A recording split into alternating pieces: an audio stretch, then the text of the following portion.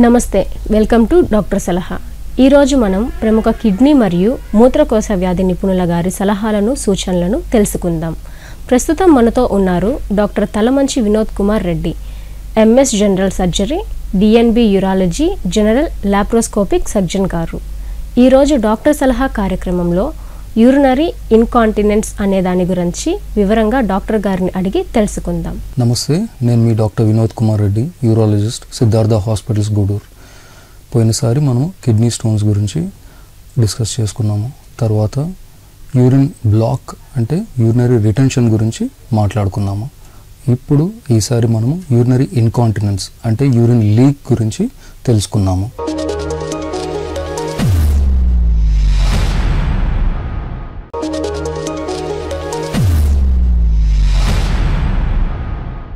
నమస్తే డాక్టర్ గారు, urinary incontinence అంటే ఏమిటి?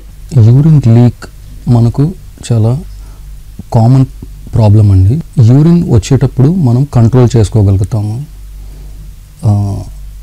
మనకు యూరిన్ వచ్చినప్పుడు ఆ సెన్స్ ఆఫ్ ఫీలింగ్ యూరిన్ వస్తుంది అని చెప్పేసి మనకు ఒక థాట్ ప్రాసెస్ ఉంటుంది.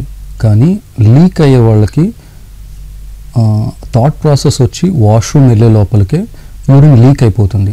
దట్స్ కాల్డ్, దాన్ని యూరినరీ ఇన్కాంటినెన్స్ అని మెడికల్ టర్మ్స్లో అంటారు.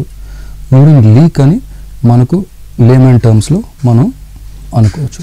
Urine leak it's common in male, అంటే మగవాళ్ళలోనూ ఆడవాళ్ళలోనూ కామన్గా వస్తుందండి. ఒక ఏజ్ వచ్చాక అబోవ్ 40 years 50 years అట్లా కామన్గా వస్తుంది.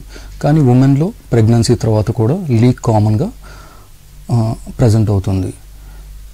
యూజువల్గా యూరిన్ అనేది మన కిడ్నీ ద్వారా ప్రొడక్షన్ జరుగుతుంది. కిడ్నీలో నుంచి యూరిన్ ప్రొడ్యూస్ అయ్యి యూరినరీ పైప్ అనే యూరిటర్ అనే చిన్న పైప్ ద్వారా బ్లాడర్కి వచ్చి ఆగుతుంది.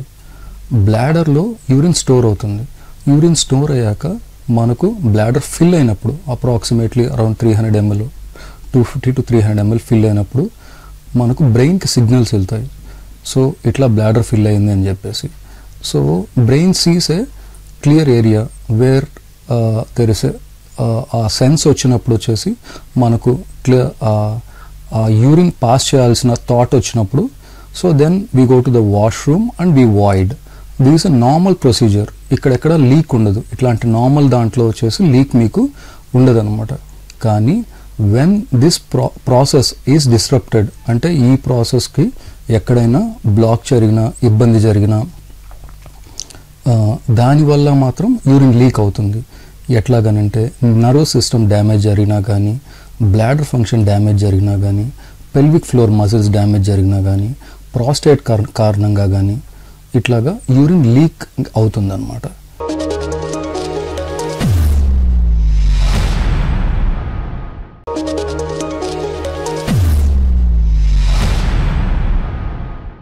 యూరినరీ ఇన్కాంటినెన్స్ ఎన్ని టైప్స్ ఉంటాయి డాక్టర్ గారు? యూరిన్ లీక్ అనేది రకరకాల టైప్స్ ఉంటుంది. ఒకటి స్ట్రెస్ ఇన్కాంటినెన్స్ అంటాము, ఒకటి అర్జ్ ఇన్కాంటినెన్స్ అంటాము, ఒకటి మిక్స్డ్ ఇన్కాంటినెన్స్ అంటాము, ఒకటి ఓవర్ఫ్లో ఇన్కాంటినెన్స్ అని అంటాము. ఇప్పుడు స్ట్రెస్ ఇన్కాంటినెన్స్ అని అంటే ఎవరైనా దగ్గినా కానీ, తుమ్మినా కానీ, వెయిట్స్ లిఫ్ట్ చేసినా కానీ యూరిన్ లీక్ అవడాన్ని స్ట్రెస్ ఇన్కాంటినెన్స్ అని అంటాము. అంటే ఇన్కాంటినెన్స్ అంటే లీక్ అన్నమాట. స్ట్రెస్ అంటే దగ్గడం, తుమ్మడం, ఈ ప్రాసెస్ని దీన్నే స్ట్రెస్ అని అంటారు. ఆ స్ట్రెస్ తీసుకొని దగ్గినా, తుమ్మినా కానీ వచ్చేసి లీక్ అవుదాన్ని దాన్నే స్ట్రెస్ ఇన్కాంటినెన్స్ అంటాము. తర్వాత అర్జ్ ఇన్కాంటినెన్స్. అర్జ్ అనేది మనకు వాష్రూమ్ వస్తుంది, వాష్రూమ్కి వెళ్ళాలనిపిస్తుంది, ఆ థాట్నే అర్జ్ అనమాట. ఇప్పుడు ఆ థాట్ వచ్చినప్పుడు మనం వెళ్ళే లోపల లీక్ అవుతే దాన్నే అర్జ్ అని అంటాం, అర్జ్ ఇన్కాంటినెన్స్. ఈ అర్జ్ ఇన్కాంటినెన్స్ కొన్నిసార్లు ఇన్ఫెక్షన్స్ ద్వారా అట్లా వస్తుంది. తర్వాత మిక్స్డ్ ఇన్కాంటినెన్స్. మిక్స్డ్ అని అంటే అట్లా స్ట్రెస్ ఉంటుంది, ఇట్లా అర్జ్ ఉంటుంది, దీన్నే మిక్స్డ్ ఇన్కాంటినెన్స్ అని అంటాం. సో ఆ తర్వాత ఓవర్ఫ్లో ఇన్కాంటినెన్స్ ఇంకో టర్మ్ ఉందండి. దాన్ని ఏమంటారంటే, అది ఇప్పుడు ఏమైనా ప్రాస్టేట్ కండిషన్స్ ఉన్నప్పుడు మగవాళ్ళలో ఏమైనా యూరిన్ బ్లాక్ అయింది, బ్లాక్ అయ్యాక బ్లాడర్ ఫిల్ అయిపోయేసి తర్వాత లీక్ అవ్వడం, దాన్ని ఓవర్ఫ్లో ఇన్కాంటినెన్స్ అని అంటాము. ఇట్లాగా చాలా టైప్స్ ఆఫ్ యూరిన్ లీక్ ఏ కారణం వల్ల తెలుసుకోవాలన్నా మీ దగ్గర ఉండే డాక్టర్ని సంప్రదించాల్సి వస్తుంది. So urine leak is a common stigma, అంటే సొసైటీలో వచ్చేసి తెలియని బాధ ఉంటుంది పేషెంట్స్లో, కానీ లీక్ అవుతుంది, తగ్గట్లేదు, కంట్రోల్ కావట్లేదు అని చెప్పేసి. కానీ చాలామంది ఏమనుకుంటారని అంటే యూరిన్ లీక్ అనేది ఒక ఏజ్ వచ్చాక మనకు వస్తుంది, ఒక్కసారి వచ్చాక తగ్గదు అని చెప్పేసి.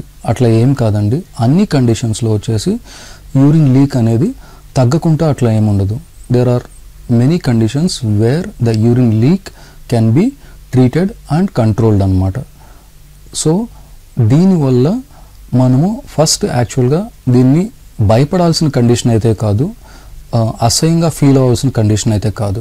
So when you meet me డాక్టర్ని మీరు కలిసినప్పుడు వచ్చేసి హీ విల్ ఎవాల్యుయేట్ చేసి ఇది ఏ కారణం వల్ల వచ్చింది, దానికి తగ్గట్టు వచ్చేసి మీకు హెల్ప్ చేస్తారు. మీ doctor or medical professional whoever you are attending, మీరు దగ్గరగా ఉండే మెడికల్ ప్రొఫెషనల్ వచ్చేసి మీకు హెల్ప్ చేస్తారు. So it is not a major problem that can be solved. ఈ ప్రాబ్లం వచ్చేసి అంత ఆలోచించాల్సింది కాదు. But you have to give importance to that problem and consult your nearby doctor. So వాళ్ళు మీకు గైడ్ చేస్తారు how to take care of your urinary leak issues.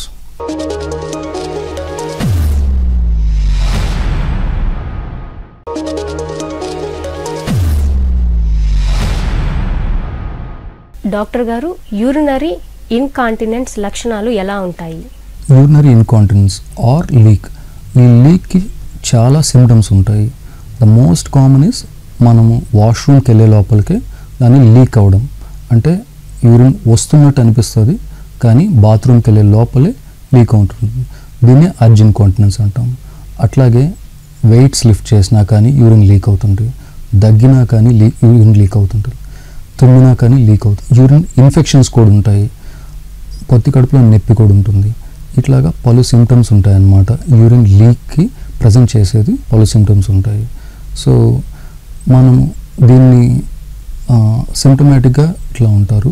కానీ diagnose చేయడానికి ఫస్ట్ పేషెంట్ మన దగ్గరికి వచ్చినప్పుడు ఫిజికల్ ఎగ్జామినేషన్ చేస్తాం. Physical ఎగ్జామినేషన్లో బ్లాడర్ పాల్పేట్ చేయడం కానీ, మేల్లో కానీ ఫిమేల్లో కానీ బ్లాడర్ పాల్పేట్ చేస్తాం. ఏమైనా బ్లాడర్ ఉందా లేదా అని చెప్పి పాల్పేట్ చేస్తాం. అక్కడ పొత్తి కడుపులో నొప్పి ఉందా లేదా అని చూస్తాము. తర్వాత ప్రాస్టేట్ ఎగ్జామిన్ చేస్తాం. మెయిల్లో ఏమైనా ప్రాస్టేట్ గ్లాండ్ పెద్దదైందా లేదా అని చెప్పేసి చూస్తాం. హిస్టరీలోనే తెలిసిపోతుంది ఏమైనా సర్జరీస్ చేసుకున్నారా, సర్జరీ ఎప్పటి నుంచి ప్రజెంట్ అయ్యింది, ఎప్పటి నుంచి ఈ ప్రాబ్లం ఉంది, ఏ సిమ్టమ్స్ వల్ల వస్తుంది, దగ్గితే వస్తుందా తుమ్మితే వస్తుందా అని చెప్పేసి మనకి హిస్టరీలోనే వచ్చేసి చాలా డిఫరెన్షియేట్ చేసుకోవచ్చు. సో అలాగే the next thing is that urine analysis, అంటే యూరిన్ టెస్ట్ చేయడం, యూరిన్ ఎగ్జామిన్ చేయడం, దాంట్లో ఏమైనా ఇన్ఫెక్షన్ ఉందా, యూరిన్ కల్చర్, ఏ క్రిమి వచ్చేసి ఆ ఇన్ఫెక్షన్ క్రియేట్ చేస్తుంది. సో ఇట్లాగా యూరిన్ అనాలిసిస్ చేసినప్పుడు మనకు ఇన్ఫెక్షన్స్ ఏమైనా ఉన్నాయనంటే దాన్ని ట్రీట్ చేసామనంటే అర్జ్ ఇన్కాంటినెన్స్ అనేది దూరం అవుతుంది. తర్వాత next examination is that ultrasound examination. అల్ట్రాసౌండ్లో బ్లాడర్లో ఏమైనా యూరిన్ ఆగుందా, ప్రాస్టేట్ ఏమైనా పెద్దదై ఉందా అని క్లియర్గా మనకు ఐడెంటిఫై చేయొచ్చు. Other thing is that cystoscopy. Cystoscopy ఏంది, it's an basic endoscopic test అనమాట. ఒక లైట్ వేసి కెమెరా ద్వారా మన బ్లాడర్ ఎగ్జామినేషన్ చేయడం. It's a type of endoscopy. Bladder ఏమన్నా వచ్చేసి ఇబ్బందులు, ఏమన్నా ఇన్ఫెక్షన్ అయి ఉందా, ఏమన్నా బ్లాక్స్ ఉన్నాయా, ప్రాస్టేట్ ఏమన్నా ఉందా, ఆన్ ప్యాసేజెస్ ఏమన్నా చిన్న చిన్న స్ట్రక్చర్ ఏమన్నా ఉందా అని చెప్పేసి చూడడానికి మనం ఎండోస్కోపీ ద్వారా తెలుసుకోవచ్చు.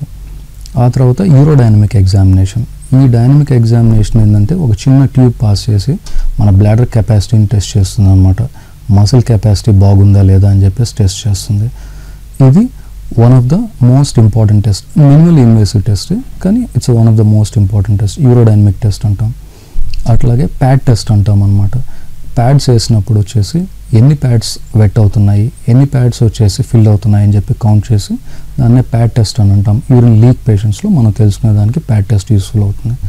సో బేసికలీ వచ్చినప్పుడు we'll take care of physical examination. First history తీసుకుంటాము, ఫిజికల్ ఎగ్జామినేషన్ చేస్తాము పేషెంట్కి, తర్వాత urine analysis, ultrasound test, urodynamic examination, తర్వాత సిస్టోస్కోపీ, తర్వాత ప్యాడ్ టెస్ట్.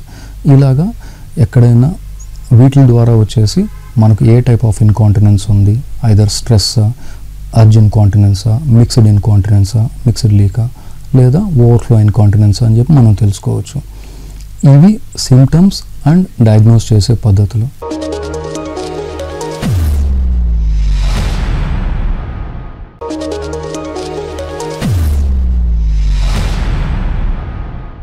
యూరినరీ ఇన్కాంటినెన్స్కు చికిత్స ఏముంటుంది డాక్టర్ గారు?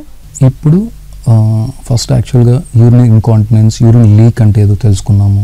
తర్వాత వాటిలో ఏ కారణాలని తెలుసుకున్నాము. తర్వాత అవి ఎట్లా ప్రజెంట్ అవుతాయి, ఏ సిచ్యువేషన్స్లో ఎట్లా ఉంటుందని తెలుసుకున్నాము.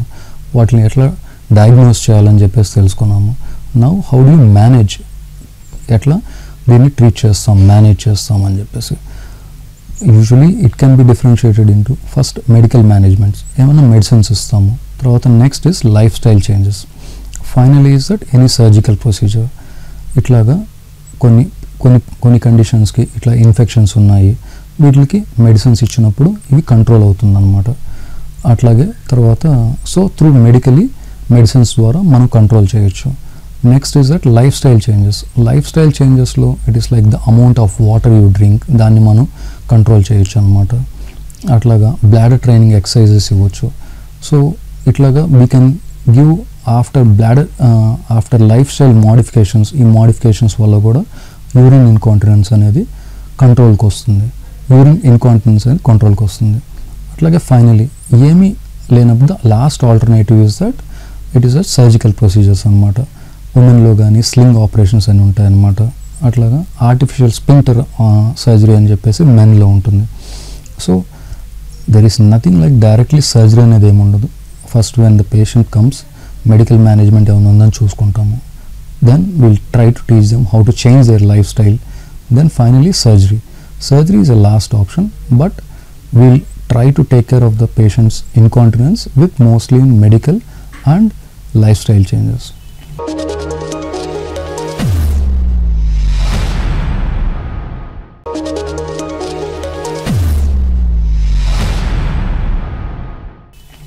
థ్యాంక్ యూ అండి. ఈరోజు మనము యూరినరీ ఇన్కాంటినెన్స్, యూరిన్ లీక్ అనే టాపిక్ గురించి మాట్లాడుకున్నాము. Thank you so much for శివాబి for giving me this opportunity to talk on urine leak. చూశారు కదండి, ఈరోజు యూరినరీ ఇన్కాంటినెన్స్ అంటే ఏమిటి, వాటి లక్షణాలు, ట్రీట్మెంట్ ఏముంటుంది అనే దాని గురించి ఈరోజు తెలుసుకున్నాం. ఇవాల్టి డాక్టర్ సలహా కార్యక్రమం ఇంతటితో ముగిస్తూ రేపు మరొక వైద్య నిపుణుల ద్వారా వారి సలహాలను, సూచనలను తెలుసుకుందాం. ఈ కార్యక్రమం ప్రతిరోజు మీ శివాబి న్యూస్ ఛానల్ నందు ఉదయం 8:30 తిరిగి మధ్యాహ్నం 2:30 మరియు రాత్రి 9:30 ప్రసారమగును. యువర్స్ భాను శ్రీనివాస్.